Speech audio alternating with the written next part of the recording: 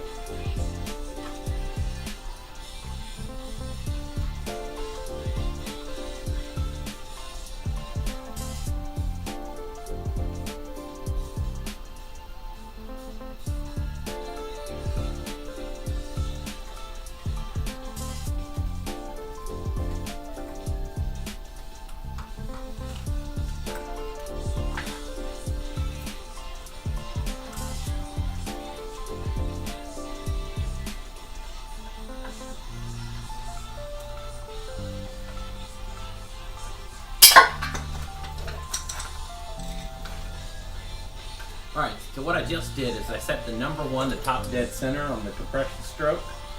How I did is that I stuck my finger in the spark plug hole, cranked the engine over by hand until I felt the blow back on my finger, and that was on its compression stroke.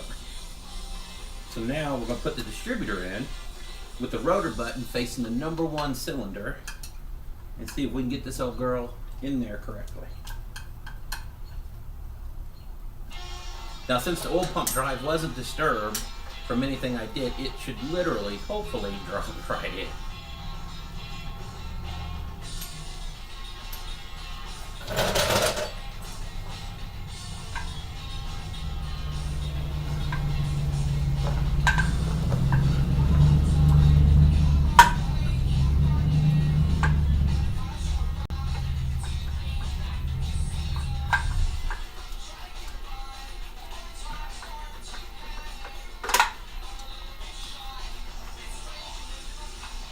And that is facing the number 1. But I don't think that's seated.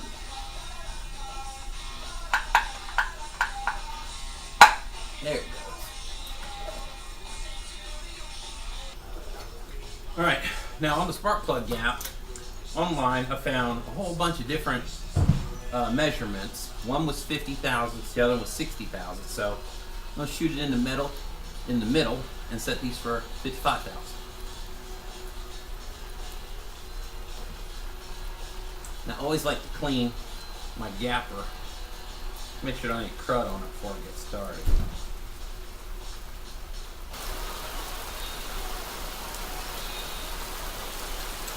Every one of them's been the same so far.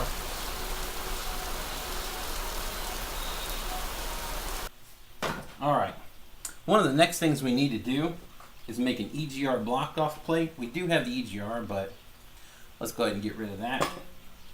We're also missing a fitting on the bottom of the intake here. I'm thinking that would be nice to make a plate, put a barb fitting in that, and that would be our source for our brake booster. So, let's get this going.